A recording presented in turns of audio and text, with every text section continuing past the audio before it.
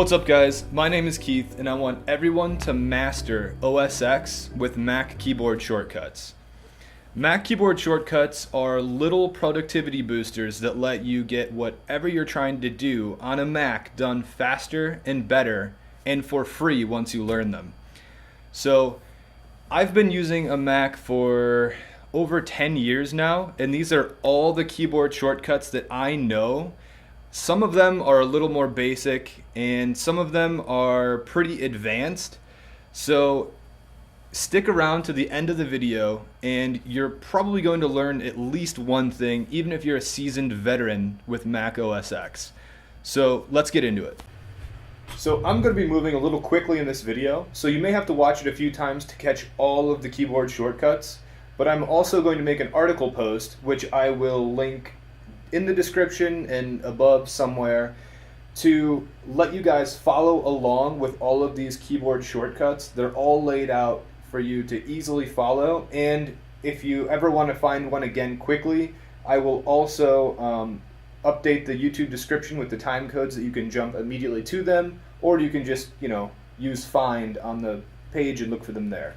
So I've broken these down into multiple sections, the first one being basic operation. So to right click on a Mac, you can control click, or on a trackpad you can use two fingers and tap. To make a new folder, push Command Shift N. To rename a folder, simply select it and press enter, and then you can just name it whatever. To undo a change, press Command Z.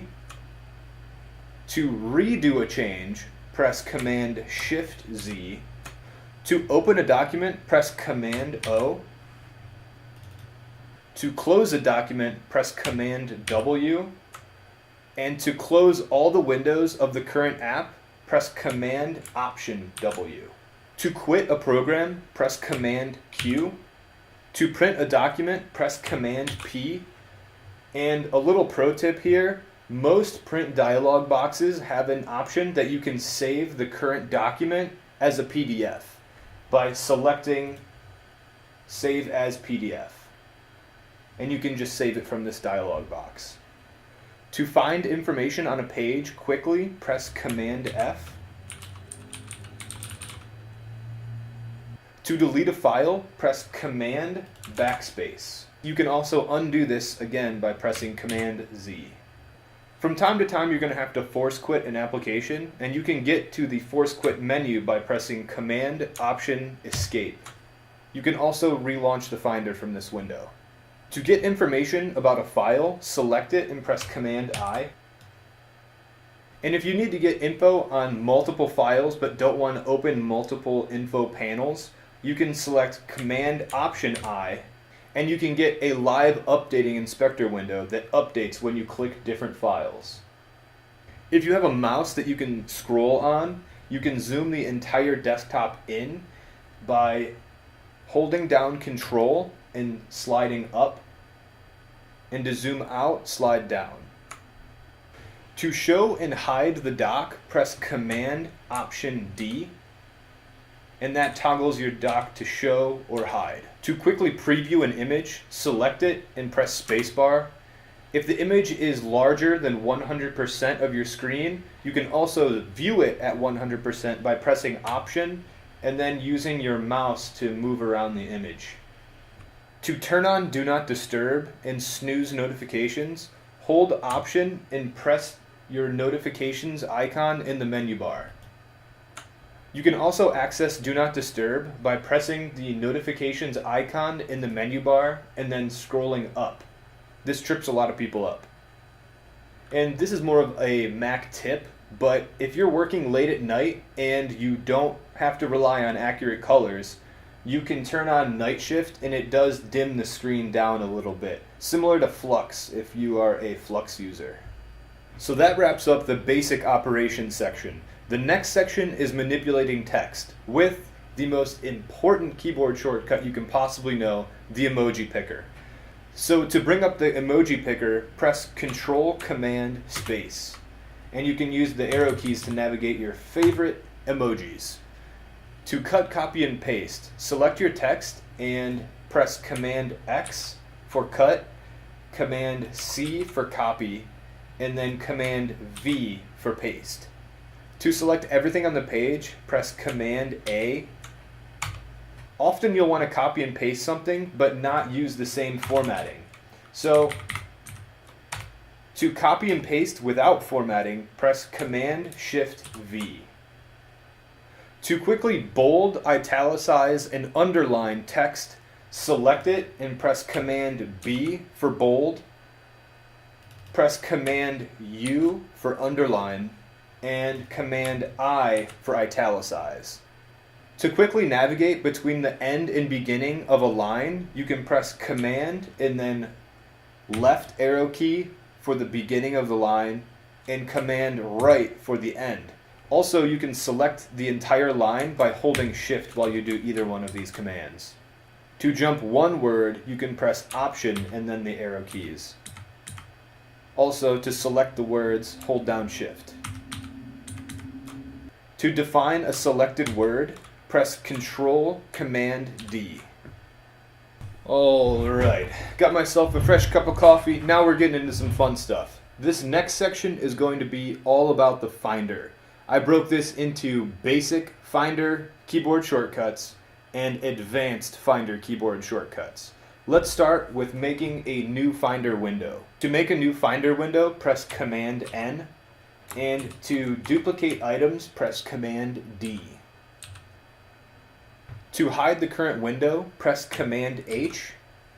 And your mileage may vary with this keyboard shortcut, but you used to be able to minimize things slowly by pressing Command Shift M, but for some reason it doesn't work on newer versions of OS X, so you just are stuck with Command M. Really, it wasn't that productive anyways, so. To view the preferences of the current app, press Command, comma. A little Mac tip here, this is where you can show and hide your hard drive on your desktop. Some people are into that, I'm not. To open a new tab in your Finder, press Command T. And to cycle through your Finder tabs, press Command Shift arrow keys. To cancel a drag and drop while you're in the middle of dragging something, you can just press Escape. And to quickly get to your Airdrop, you can press Command Shift R. And that wraps up the basics of the Finder section. Let's move on to the more advanced keyboard shortcuts in the Finder. So to copy a file's path name, press Command Option C. And to show and hide hidden files, press Command Shift period. Now, this next keyboard shortcut is really handy on its own, but when you use it with this third-party Mac app, it gets a lot more powerful. And that is the Go To Folder function. So that is Command Shift G, and in this box, you can type the path of the folder which you want to go to, and well, this just goes to my desktop. But say if I want to start working on an aerial guide and go straight to the folder on my computer, I have a snippet set up that goes straight to the path, and when I click go, it just opens the folder. So this is really nice, but it requires you to buy a third-party Mac app. And the Mac app that I use for snippets and launching apps, which I'll get into in a second, is Alfred. I will leave a link to Alfred in the description, and if you would like me to make an Alfred video, I will most definitely help you guys out, because Alfred is not really a keyboard shortcut as much as like a Mac tip, or a tool rather. To go up a directory in your Finder, press Command and left bracket. And to go back down, press Command right bracket. To jump to the enclosing folder of the current selection, press Command and up. This shortcut is really handy when we get to save dialog boxes. To quickly jump to major locations on your machine, you can press Command Shift A for applications, Command Shift D for your desktop, Command Shift U for utilities, Command-Shift-H for your home folder, Command-Shift-C for your computer, Command-Shift-L for library, and here's the weird one, Command-Shift-O for documents, I guess because Command-Shift-D was taken for desktop already, documents. To switch between icon, list, column, and cover flow views, you can press Command 1 for icons, Command 2 for lists, Command 3 for columns, and Command 4 for cover flow. I prefer Command 3, columns, myself. Man! Alright, so this next section is about launching and switching apps. The best way out of the box to launch an app on OS X is by using Spotlight, which is Command Spacebar. This lets you type whatever program you want and it will pop up along with a couple of other files. But I use Alfred. Alfred is an app launcher that has a lot of other things baked into it as well. Again, I will leave a link to it in the description.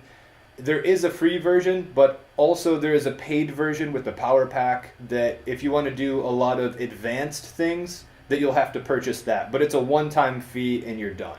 To cycle through windows of the current app, press Command and the backticks key, which is the one above the Tab key.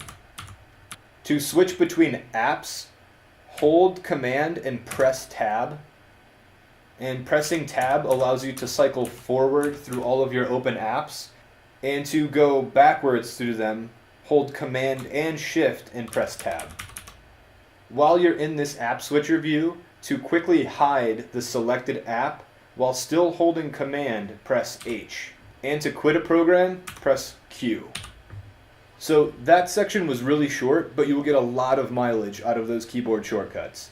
The next section is save dialog boxes. And save dialog boxes are one thing where I find myself going from my keyboard to my mouse to navigate the menus. So the goal of this section is to use the mouse as little as possible. To save a document as, press Command-Shift-S and name it whatever. If you update your document, you can resave it by just pressing Command-S. The next time you go to save a file, you will usually be at the last destination that you used, but if you want to go up a folder or two, you can press Command and up. If you want to quickly jump to your desktop within a save dialog box, you can press Command D. For these next keyboard shortcuts, you will have to do a little bit of configuration.